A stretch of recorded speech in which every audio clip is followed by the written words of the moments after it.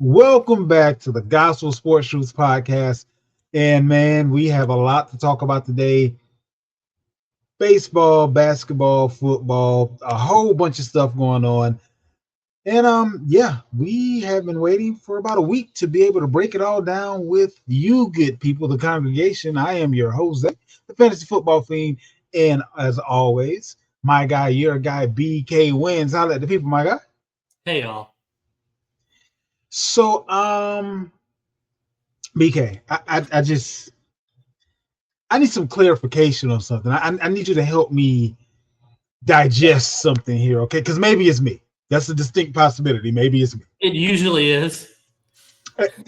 Look, so I'm going to uh, I'm going to withhold the right to say maybe it's just me, and if it is, then we'll move on. We'll carry on smartly. But Angel Reese hasn't played basketball in a little bit.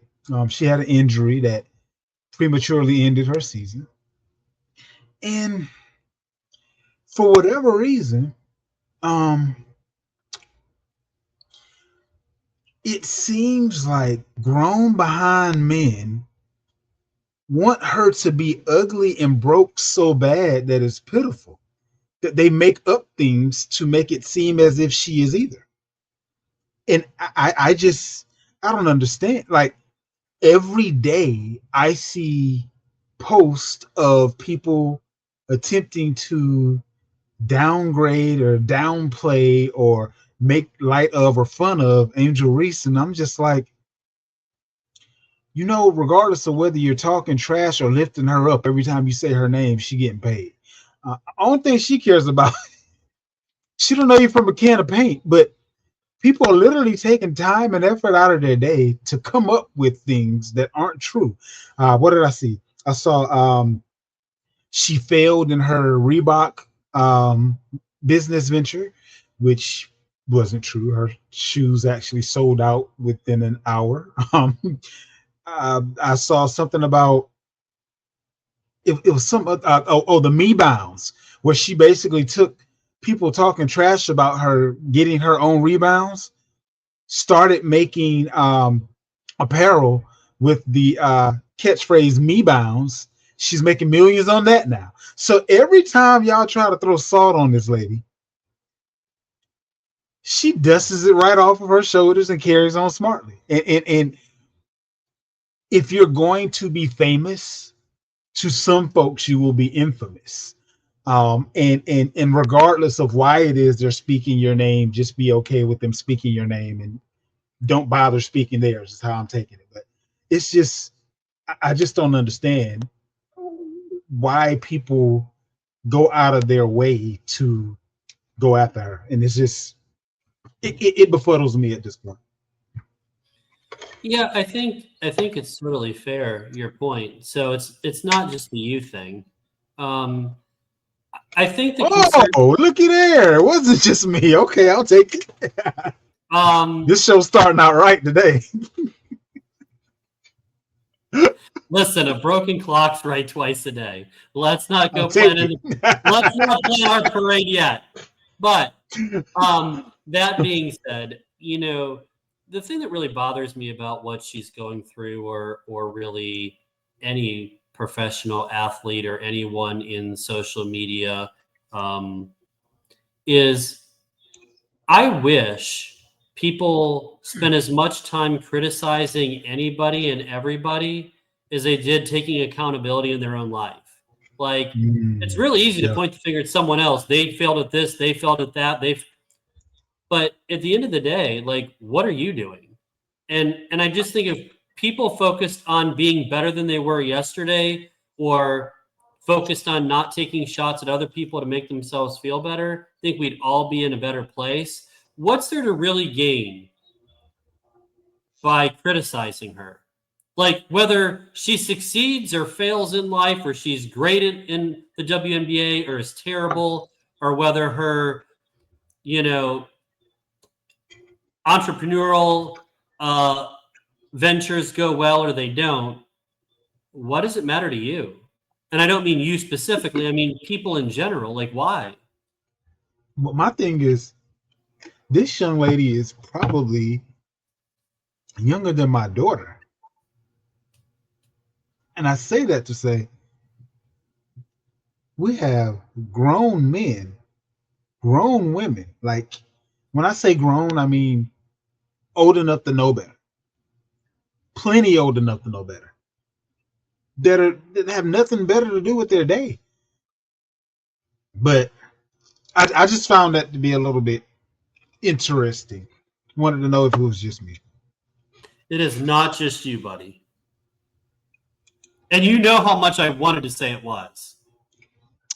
Yeah, I was waiting for you to figure out a way to flip it, but Like if we were taking bets out there, folks, the betting odds were against you on this. But you know what? You survived in advance, so congratulations. this is why we play the game. Right. Any given Sunday. What you got going on this week? So I'm very thankful for a lot of perks that our company offers us. And it's hard to complain when we'll just say we get a decent discount as employees.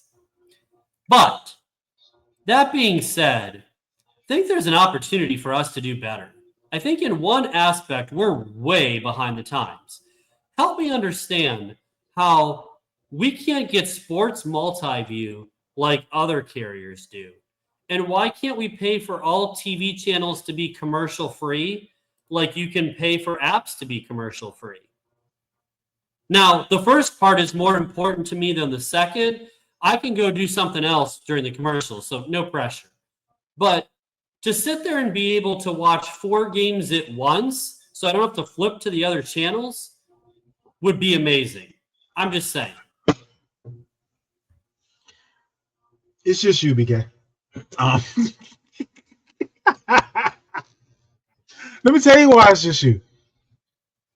Because right now, I have a computer screen, a phone, and a TV all within 3 feet of me.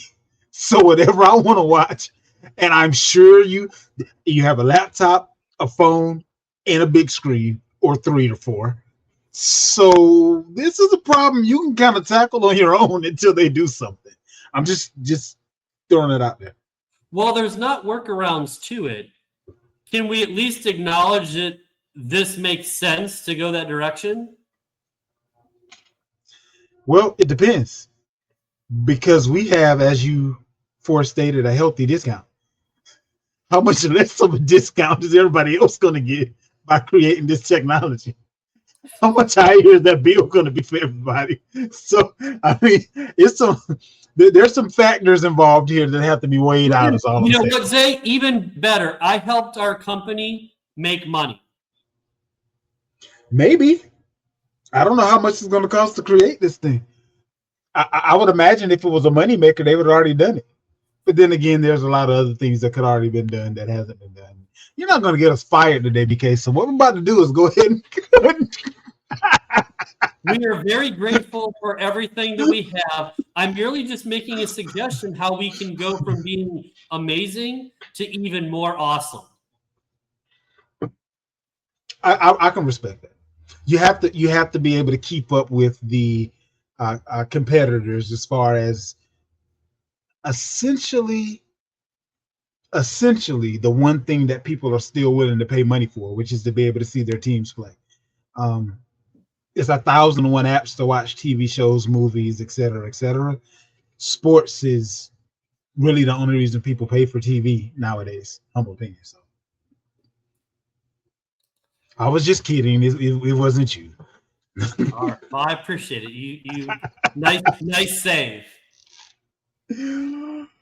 Good word, man. Listen, we got a lot of good stuff to talk about. Where are we going to start?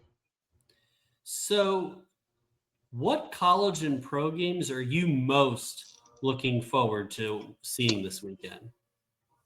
Well, I'll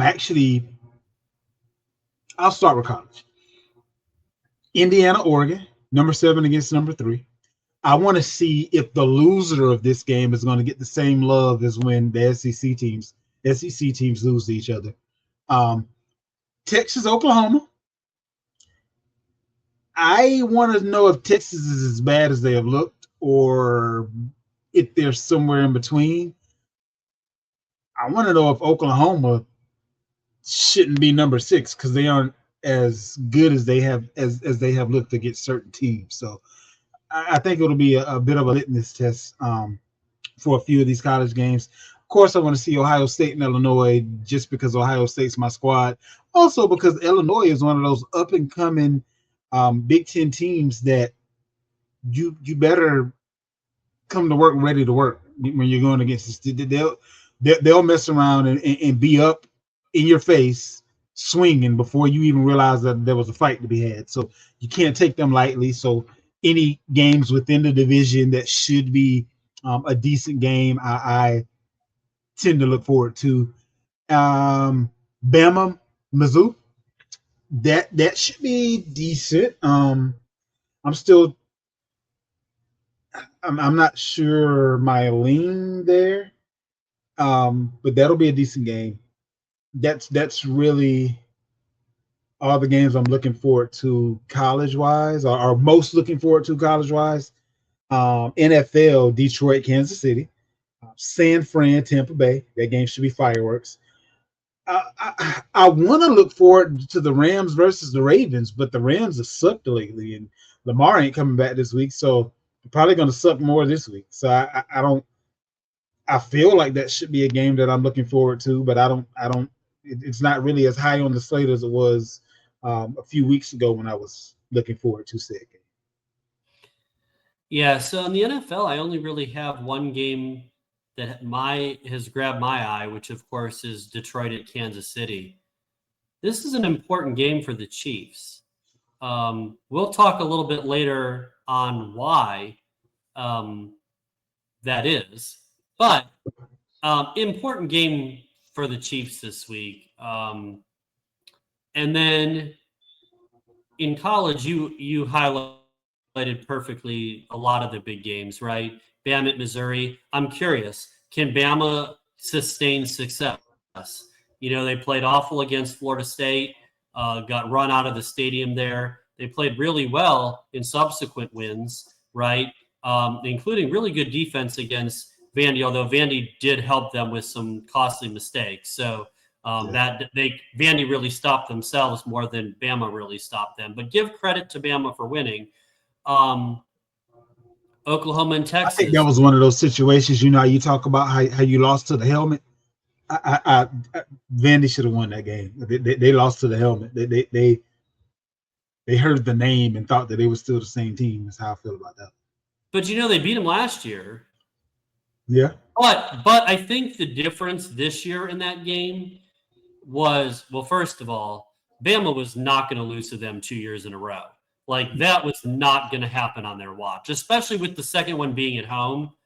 But the other part is, you know, I think that last year nobody saw Vandy coming.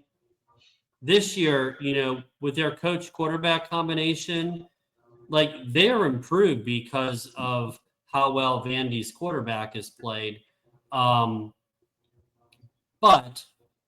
in other games, of course, the Buckeyes at Illinois. For those of you out there, the Illinois best bet for over 7.5 wins is looking great. While we have this as a for sure loss as part of the countdown, stealing one against Southern Cal at home was real, and beating Duke on the road. Those were 2 of the 5 games that we had kind of circled as 50-50. They already got both of those, so life is looking really good for that one. Little shameless self-plug, never hurts. But that being said, OU and Texas, I don't think Texas is the problem. I think their quarterback's the problem. More on that later. But the other thing that's intriguing is Oklahoma's quarterback, John Mateer, is coming back from hand surgery, and he went from questionable to now in the latest report I read probable for the Red River Rivalry shootout. Say that 10 times fast on Saturday. So that's a huge plus for the Sooners against the Longhorns. The 2 under-the-radar games that I know that you don't care about, well, one of them you will because of where we are. But Southern Cal at Michigan at Southern Cal, I'm curious to see, can Lincoln Riley beat a decent Big Ten team? They failed in their attempt against Illinois. Can they win at home against Michigan? The other part of it is, and it's an important game for both the teams because even though I don't think they're that great, they are 4-1. And in Michigan's case, they're 2-0 in Big Ten play. So, all they can do is win the games ahead of them on their schedule. So to that point, there's that. But the other game is South Carolina at LSU. Are we finally going to see South Carolina play competent offense this year? They have a great quarterback. They have a couple really good receivers. Their offensive line is awful. And so, Sellers is probably already running for his life. Also, LSU, are they really that good? Their wins they get credit for. They beat Florida, who had 1,704 turnovers at LSU the first game, or that game. South Florida hasn't been anything to get that excited about. And we already know about Clemson. So, they don't really have any at this point legitimately good wins. So, how are they going to look? So, I'm curious to see all of those games. I just think the college games are just much more exciting this week than the NFL slate. Yeah, I the thing about the NFL is any given Sunday, who thought that the Titans were going to win last week? It's somebody's going to win that shouldn't have won, and someone's going to lose that shouldn't have lost. That's the nature of the beast in the NFL. College tends to be a little bit closer to the better team winning, but that's neither here nor there either. But I am looking forward to just a good weekend of football in general. So any weekend of football is better than a weekend without it. So by the way, BK's personal little tip, because this is a pet peeve of mine. When you're about to score a touchdown, can we carry the ball past the goal line into the end zone and break the plane before we drop the ball? How about we go into the end zone? I am tired. Every year we see this multiple times. Can we please carry it in the end zone? And look, for the record, I don't care if either team wins the game. I didn't bet on that game at all. But that's just stupid. And then an interception where the guy should have just followed at the 6 or 5. He fumbles in the end zone and screws that up too. You talk about inventing new ways to lose. Those were two bonehead plays.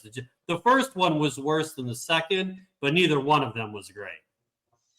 Yeah, I don't get the whole finger roll at the goal line. How about do that at the back goal line? Don't do it as you're crossing the front. Do it as you're going out of bounds as you run out of the back of the end zone. Therefore, we ensure going forward there will no longer, in any circumstance, be any idiocy of that level. Period. Just I don't know. It's ridiculous. Yeah, I saw that and was like, did you? Wow. Okay, you just cost your team the game. Okay, all right. Moving right along. So, question for you. Did the NFL get it right? We've had already double-digit special team scores this year. What do we think? I think they tinkered with the kickoff for years, and they finally found a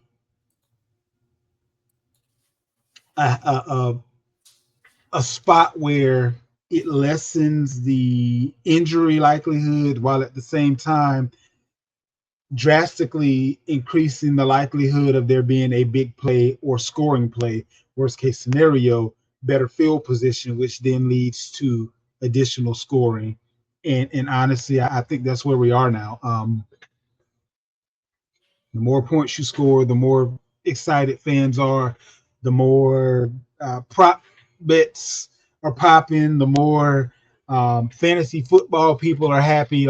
Scoring doesn't hurt anyone at this point. So I would say, based on what it is they were trying to correct, they definitely didn't get it wrong. So yeah, I'd say they got it right. I will, however, say I'm interested to see where we end up, because although special teams has always been important, it hasn't been. If your special teams is bad, you're going to lose this game. Like, it hasn't been that important. But now, with where field position is going, and with the likelihood, if you have certain specialists capable, the likelihood of them being able to score, because they get to basically take off running prior to anyone coming at them. So they're at their max speed and shooting past people as people are getting up to speed coming after them. So I just I'm interested to see if they're done tinkering as well. That'll actually be the true test of whether or not they got it right, because they left it alone. So I guess we'll see here in the near future if they feel they got it right. But they definitely created a little bit more excitement there. Yeah, I love it. I love that special teams matters even more. We hear all the time coach speak about there's three phases they need to win: offense, defense, and special teams. That's no truer than today. With all these scores, like, you have to be able to handle the field position and prevent these scores. So I like the added dimension to this. And I mean, let's be honest, there's not too many people out there who are going to complain about more points scored. So that just Exactly. makes it better for everybody. So um, I'm all for it. Now we're going to get to a what could be a kids get off of my lawn sort of a conversation, and but we're right, so it's okay. And I just want to highlight, if you will, why preseason rankings don't amount to a hill of beans in college football. Preseason number one ranked team, number one overall, Texas. Currently not ranked in the top 25. Number two overall, Penn State. Currently not ranked in the top 20. They may be in the top 25, but I don't think, didn't they fall out of the top 20, if I'm not mistaken? They did. Ohio State started out at number three. We knew they were better than both of those teams. Clemson started out at number four. They're not better than anybody. Um, so at some point, we have to understand that we're essentially giving bonus points to teams for beating teams that they shouldn't get the bonus points for, because they weren't nearly as good as the preseason polls would have made them look to be. Therefore, the teams that beat them shouldn't have gotten the credit for beating the quote unquote number one team, the number two team. They aren't that.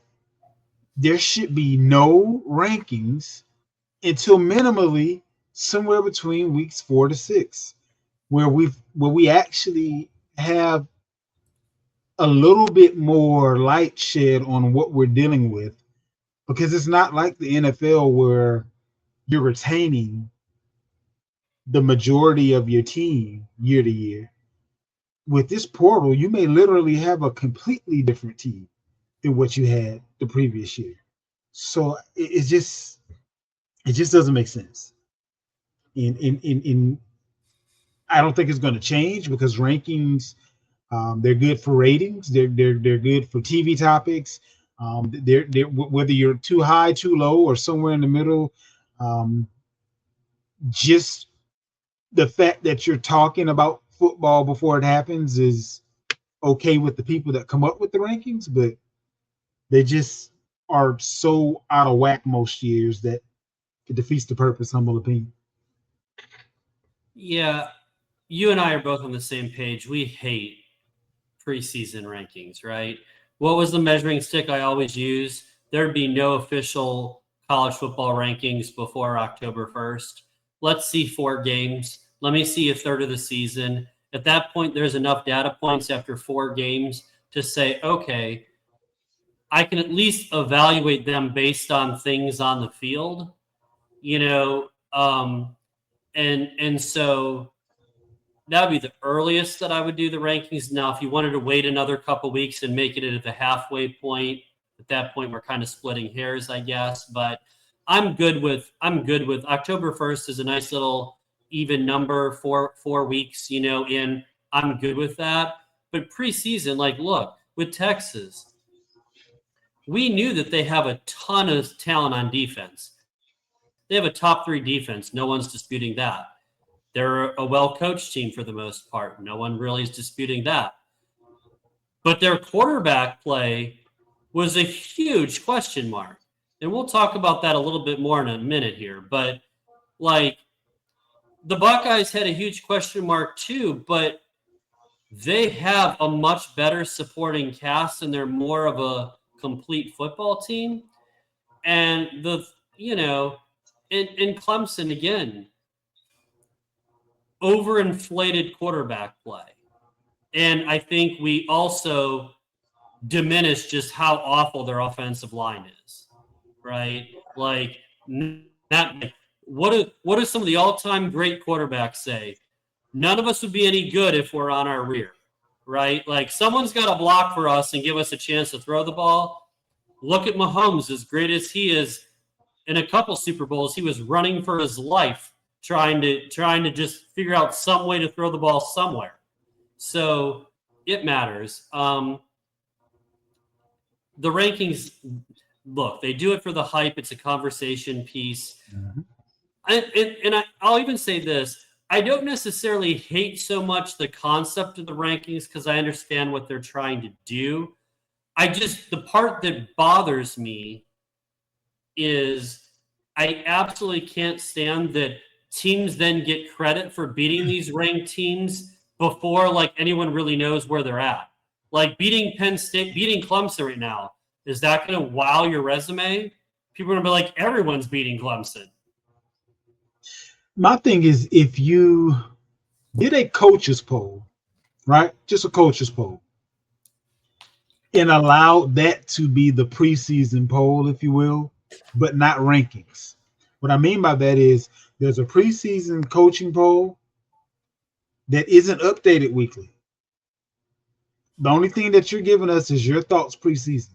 We'll see what we see on the field and have actual rankings. Matter of fact, if you wanted the playoff committee rankings to come out 2 weeks earlier and start that process about 2 weeks earlier, we don't need the other rankings at all, honestly. You have your preseason, you have your this is what we worked for, and this is what we're working with. And that's all you need. So people aren't getting bonus points for beating teams that were actually kind of weak.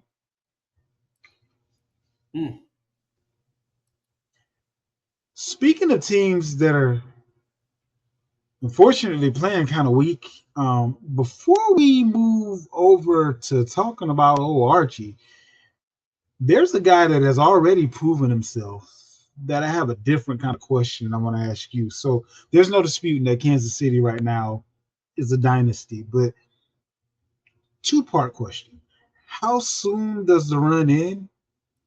And what would have to happen for you to consider the run to have stopped or paused until it goes back to what it could be again, sort of in Patriot fashion, if you will? Well, for those of you who don't know, they made it to 7 straight AFC Championship games and a plethora of Super Bowl appearances. So for me, I think how will we know when it ends? I think when they stop being legitimate Super Bowl contenders. They haven't played well. Their schedule's been really tough. But the AFC is still wide open, and so until someone has to prove, to quote good old Ric Flair, in order to be the man, you have to beat the man. And teams in the AFC just aren't beating Reed and Mahomes. So for it to end, they have to stop being legitimate playoff contenders. I will say this. This is an important game for the Chiefs. They can't afford to lose this game in that division. Now, that doesn't mean they can't run the table or get really hot or all those things. Like, I'm not saying that. But what I am saying is that division is tough. They already lost to the Chargers. Like, they can't afford another loss this early in the season. It's going to force them to play catch up. So the answer is it could be as early as this year, depending on, I don't mean the dynasty ending, but this could be a problem for them. I don't think they look right. And so, but they're going to have to go multiple years where they're a non-factor before we start, pushing the panic button and calling it, the end is here. So for me, it was a more tangible answer, if you will.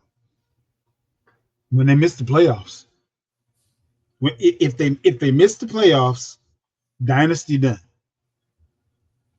Doesn't mean that you can't make another run.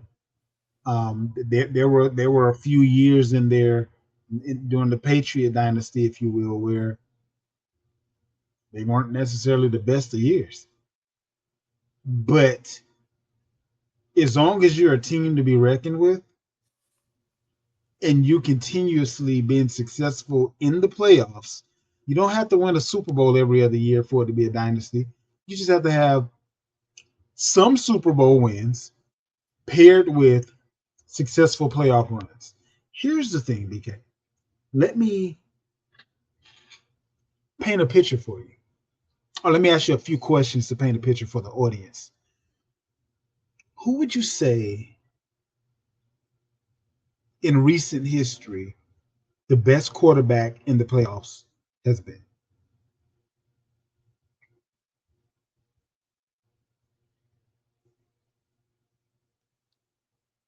Before Mahomes, it was Brady. Well, no, I mean, recent history. So Brady and Mahomes. But Mahomes is the correct answer, BK. So you randomly got there. Good job. So, by the way, I gotta just dispute before you go any further. I gotta dispute this whole if they miss the playoffs, the dynasty's over. Because what if they go 10-7 this year, miss the playoffs, and then win back-to-back Super Bowls? Like that doesn't. It's that. There's no way that one would say because they went 10-7 and just missed the playoffs and then went back-to-back after that would be the end of the dynasty. I mean, I hear you, but the likelihood of that happening is slim.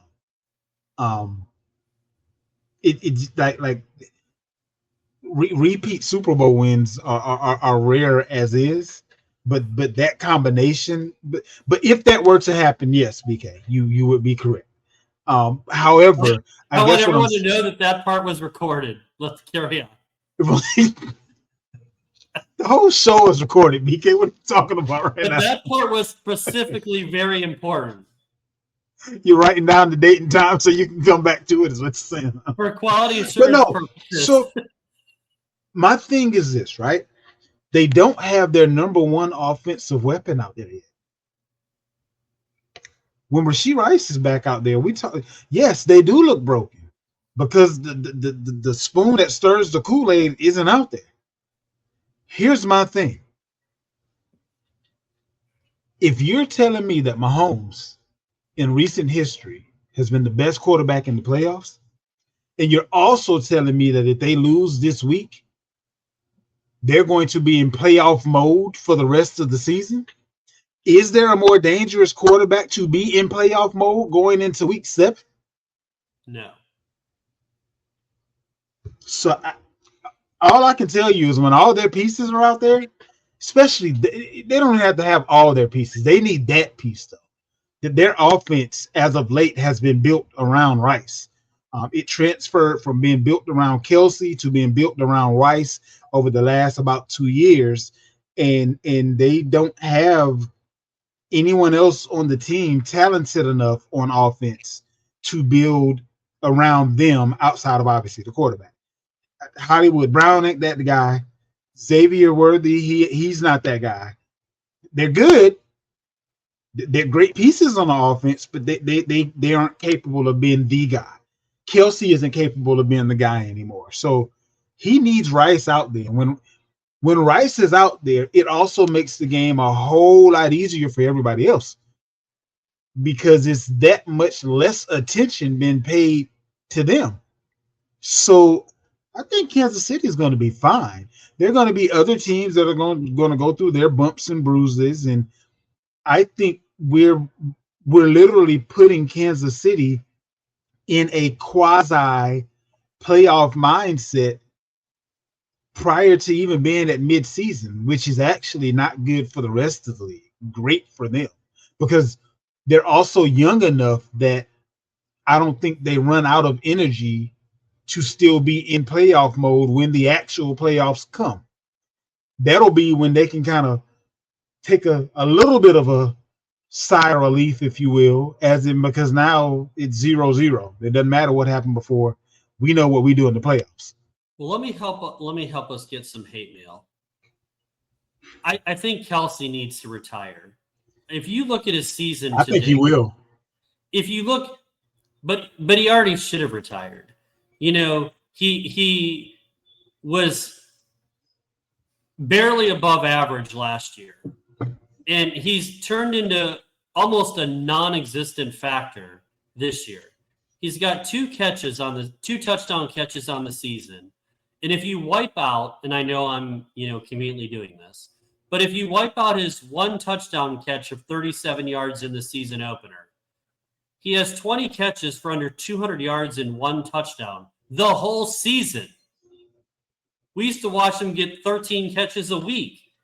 So, and the sad thing is they're not doing the usual bracketing him and they can come from one-on-one and he's still doing nothing. It's very obvious that he's not the same player he wasn't last year. But BK, you're not being fair. You're not being fair. Let me explain. Where's my phone? I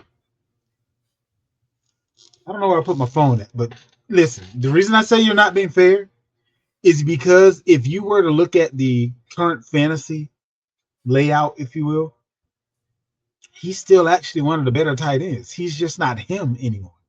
That's because the tight end position in fantasy football has never been valued great for the most part. Yeah, because most people don't use the tight end that much in their offense. What I'm saying is he has regressed down to normal. So I'm just saying like the I want to say, if I'm not mistaken, he's still a top 10, if I'm not mistaken. So it's at just the end of the day, when you get old and slow in the NFL, to quote Michael Irvin, you lose. And he's getting paid way too much money and has way too many tirades. Here's what I want him to do. I want him to do less bitching and whining on the sideline and yelling at Andy Reid and more actually having an impact on the field. Because it's not Andy Reid and Mahomes' fault. They're actually the best of the best. Not that he wasn't great, but at the end of the day, he's not anymore. So, no, you get no argument from me there. I'm just saying, as far as as far as saying that he's so far gone that he shouldn't be out on the field, he's far gone enough that he should not be your go-to guy, and he's far gone enough that you should no longer be making plans around him. But he's on par with most of the guys out there. I mean, What he he, should he, do is he he should retire, and that way he can officially change his last name to Swift. well, that's likely coming. So yeah, and I want to say, let me see here. I'll figure that out here shortly, but I do see where you're coming from.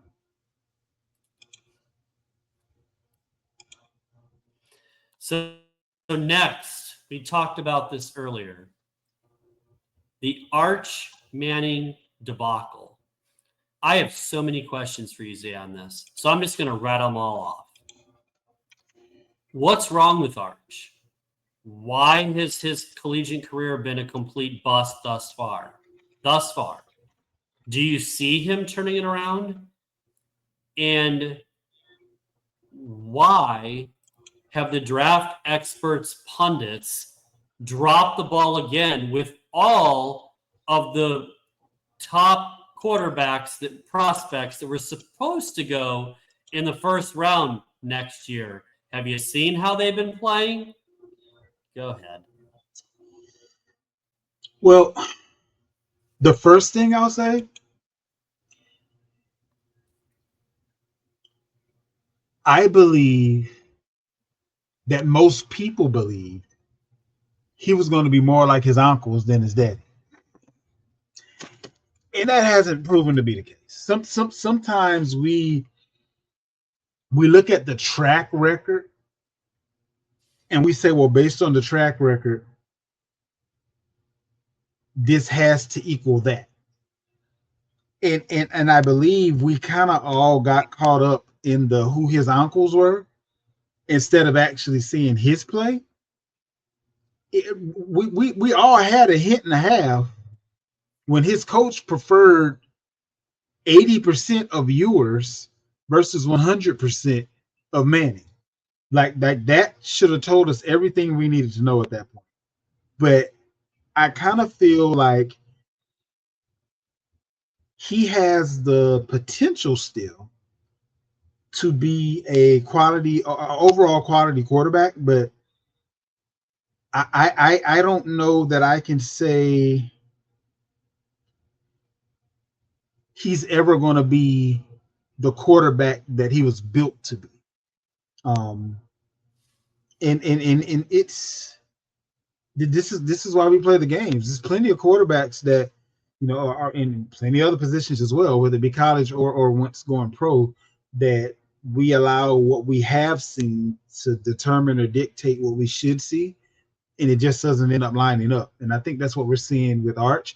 Because of his last name, I believe he'll still have a chance in the pros. So he may actually benefit from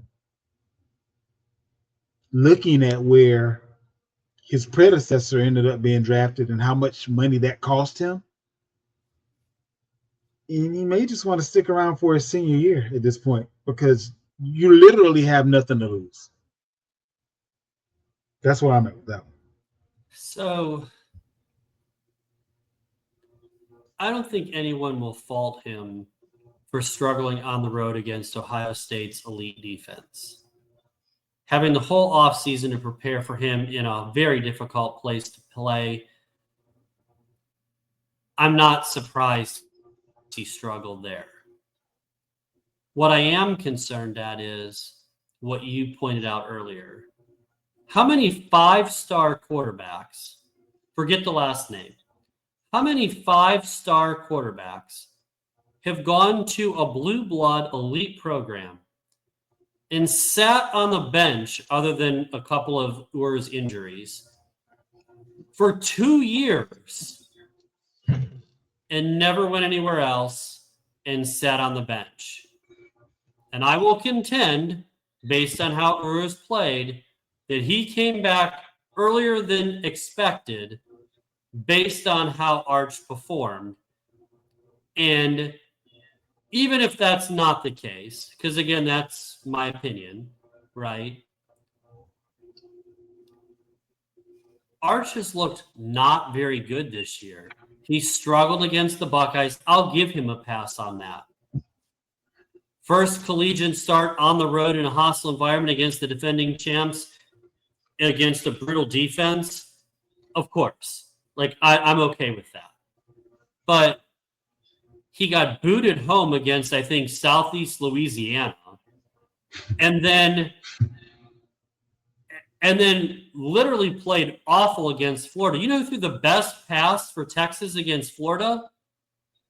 It was the backup quarterback threw a bullet for a first down when he had to miss a play because his helmet came off. Like, that quarterback threw a better pass than Arch did the whole day. Like, he was horrible against Florida. Now, look, Florida has a lot of problems. Coach, quarterback, offense, all of it. But their defense is really good. They got a top 10 defense in the country for sure. But still, like, you've got to be better than that. And to your point, the experts have said he'll be back for another year, and hopefully that will improve his draft. He needs to be. He needs to be. I honestly wonder if his name isn't Manning, would Texas even bring him back next year? Probably not. They just go get somebody else out the portal. You'd have a similar situation that we've seen with plenty of schools. There are too many guys willing to move and shake in order for us to do what we're supposed to be doing, which is developing. I'll go as far. We don't have time to develop. I'll go as far to say, buddy, that if he were to come back next year, it seems like that's the most likely outcome. If I was Texas, I wouldn't bring him back. No, thank you. You make him. So you make him transfer. Go on over to Miami because Ben can't come back. He would get two options. You can come back as the backup quarterback, or you can transfer. And not mad at that. You have both salespeople say, I say, look, Arch, we appreciate your loyalty and your contribution to the program. We want you to have a chance to be a starter. Unfortunately, it won't be here. We wish you the best. Man, as long as you got somebody better than him waiting in the wings, that's all I can say. Because you can hop out of that frying pan and into the fire quickly. So, just saying. Now, yeah, go ahead. So, last but not least, first of all, wipe the grin off your face before you bring up this topic. I am so excited to ask this. You are so aggravating. Go ahead, BK. So, a little hypothetical. Which city will win their next title first? Cleveland or New York? I don't want to say the answer to this because it hurts to say it, but it won't be Cleveland. It won't be. And it hurts that you made me say that out loud because I have to tell the truth. I mean, you can either tell the truth or be wrong. I mean, you know. Well, or that. But yeah, there's no foundation. Like, the foundation of the football team is about to be out the door soon. Like you just let a Super Bowl winning defense age out because you couldn't put together an offense. And by the time you put together an offense, you're gonna have the opposite and equal issue. Meanwhile, the Giants are competing with the Eagles tonight. I'm not saying the Giants are going to be the team to win the championship, but I'm just saying there's several New York teams that are in much better situations. And then the fact that there are multiple New York teams in multiple sports, Cleveland. I mean, I was about to say the Tribe. The Guardians aren't. I don't think they're ready yet. I, I just don't. I just don't see it. I don't see it happening anytime soon. So the Browns are a hot mess, right? Like they're a mess. Um, the Guardians, because they play in a friendly division, how about that?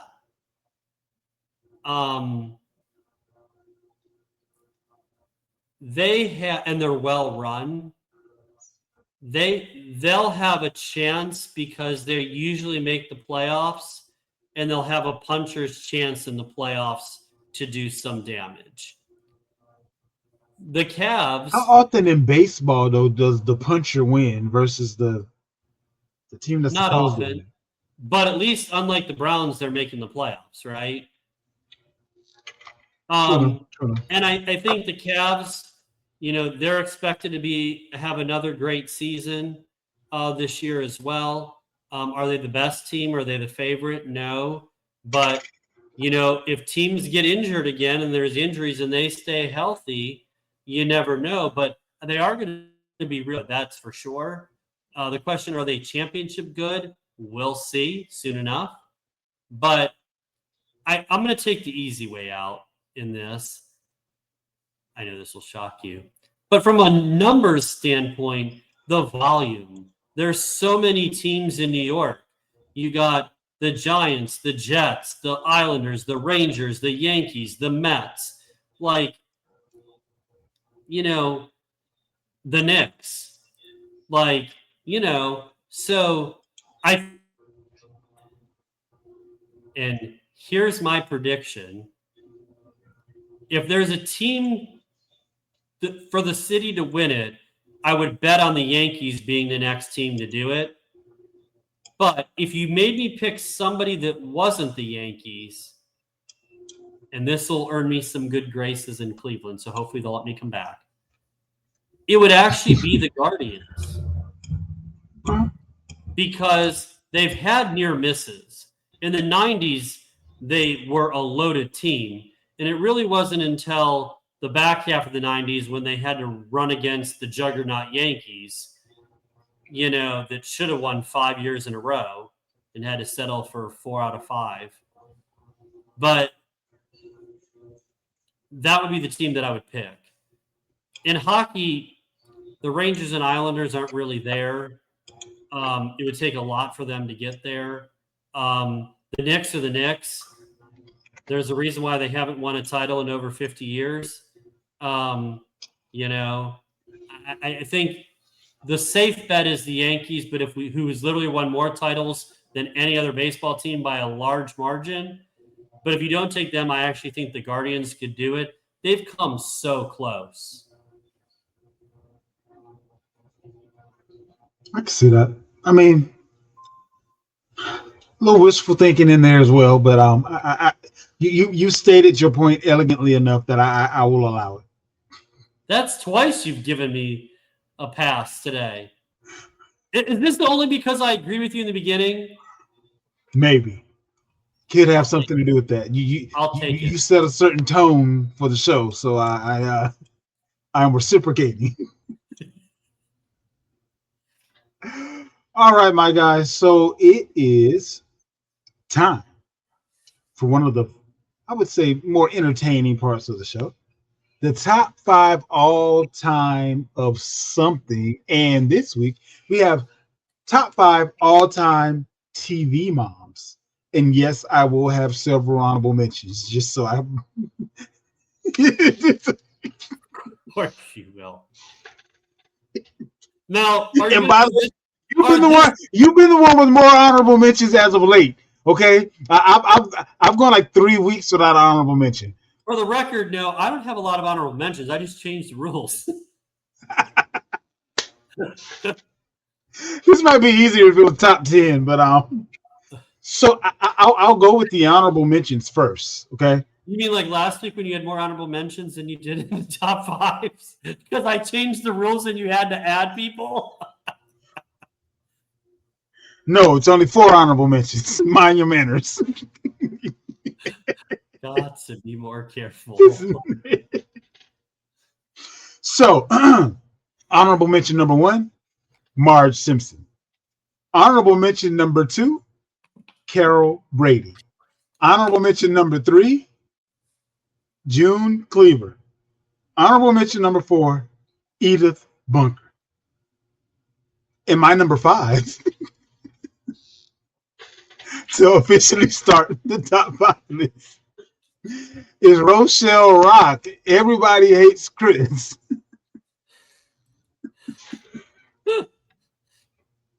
What is your number 5, BA? My number 5 is Angela Bauer. What show? Who's the boss? Oh yeah. Okay. I got you. Got you. Yeah. And I Alyssa know Milano for all of you out there, I know it's amazing that I focused on anything that wasn't Alyssa Milano. I know. I was just as surprised as you were, but here we are. I was just literally about to say, yeah, Alyssa Milano was one of my favorite actresses of that era. Wait, any honorable mentions? No. Nor did I change the rules this week. Stay tuned for next week. You did that out of spite. You did that just to make me look bad. I was going to have honorable mentions. I just figured that you'd have 12 of them. I was about to. Number 4 for me, Florida Evans. Good Times. Absolutely one of my favorite shows and one of my favorite TV moms for sure. My number 4 for you. My number 4 was one of your honorable mentions, Marge Simpson. The Simpsons. Okay. Marge has definitely been mothering longer than anyone else on my list because her kids don't age. So God bless Marge. Because they should be grown and gone by now. And yeah. Number 3 for me, Sophia Petrillo, The Golden Girls. Absolutely love Sophia. That was one of the shows that like I had to watch until I wanted to watch. That makes sense. Because there was only one TV in the house when I was younger. And on Saturday night, we were watching The Golden Girls, Empty Nest, and Touched by an Angel. Everything that my grandmother and mother wanted to watch. And after a while, it was like, yo, these shows are actually kind of good. So, yeah. Sophia Petrillo, one of the best TV moms. I love the Golden Girls, and they have one of the catchiest songs. Absolutely. Like, come on now. I'm not going to sing it, but absolutely. BK, if we did a top 5 all-time list of favorite TV jingles, Thank You for Being a Friend would definitely be in my top 5. And I would definitely be remembering that we need to write that down to do top 5 all-time TV jingles. I look forward to the text. And I can tell you that honorable mention will be Nell Carter's Give Me a Break, because that was a great TV theme song. Yes, it was. And by we got to do that one. Thank you for being a friend. Absolutely. Likewise, my guy. All right. What you got up next? Number 3, Marion Cunningham from Happy Days. Yeah. Classic. Gotta love it.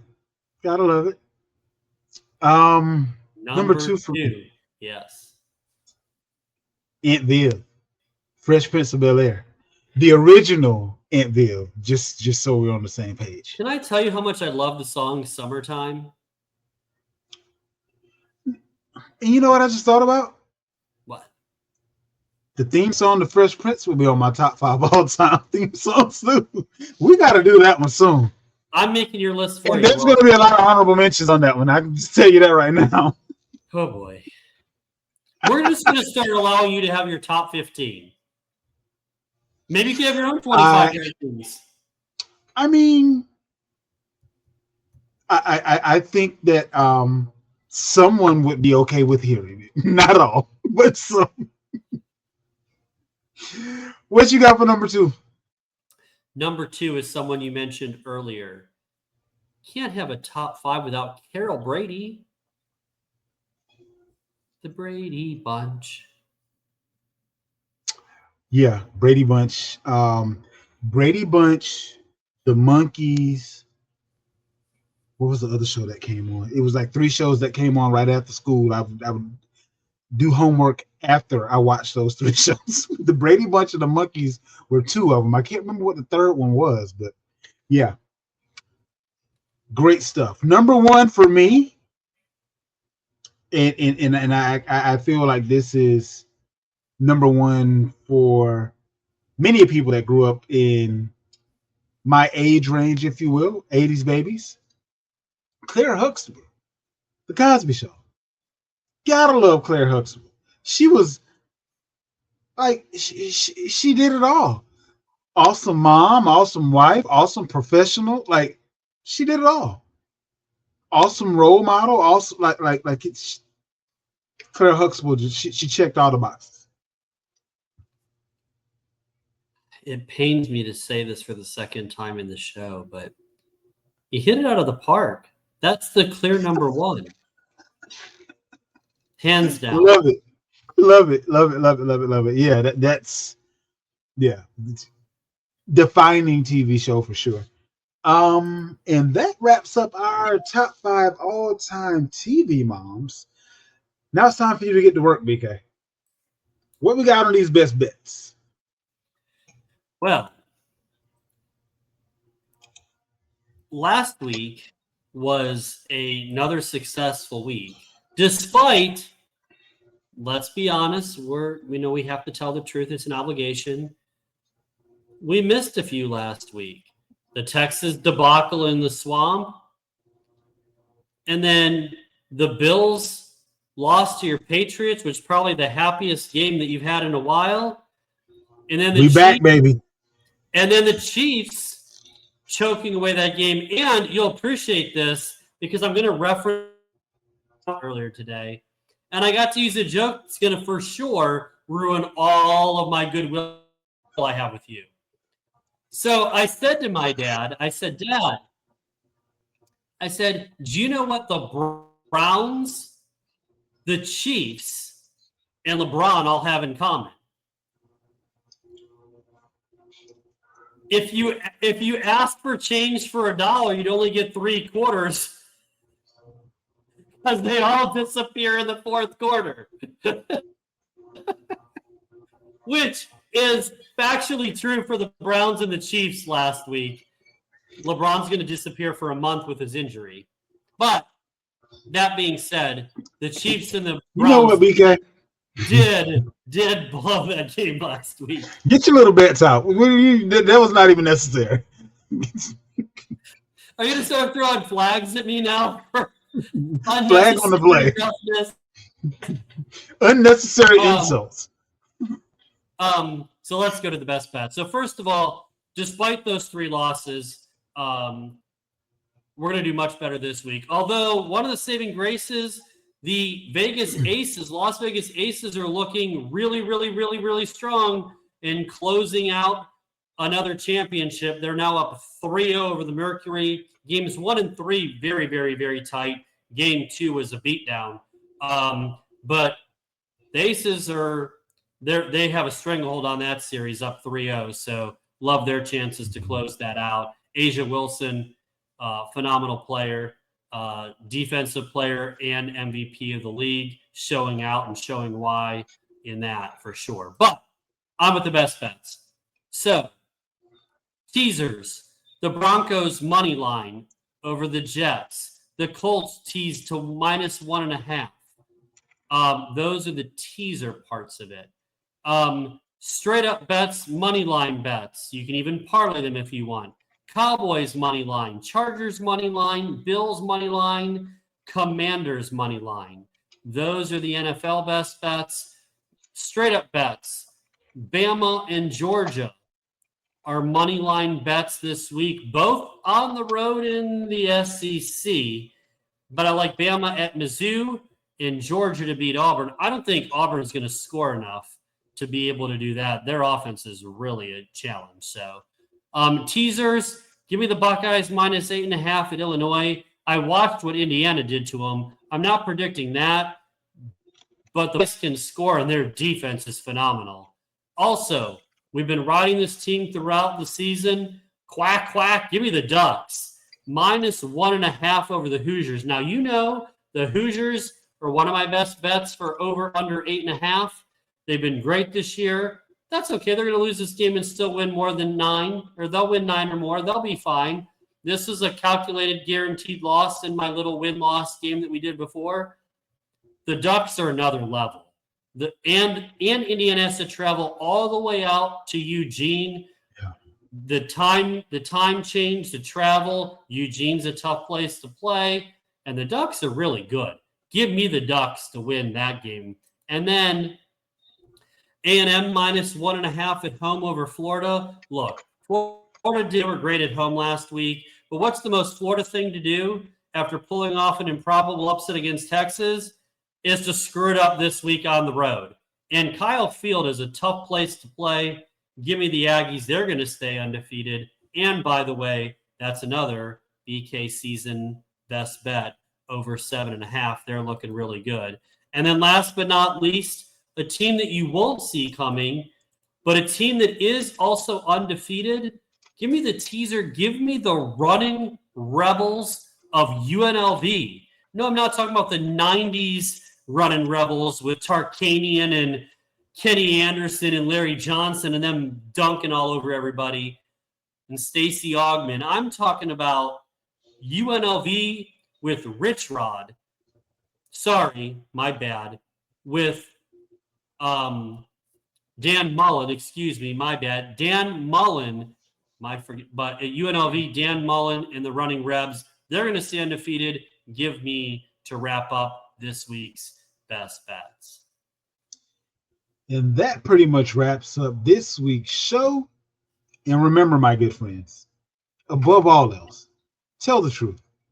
And nothing but the truth. And fire Aaron Boone. We out. Later, y'all.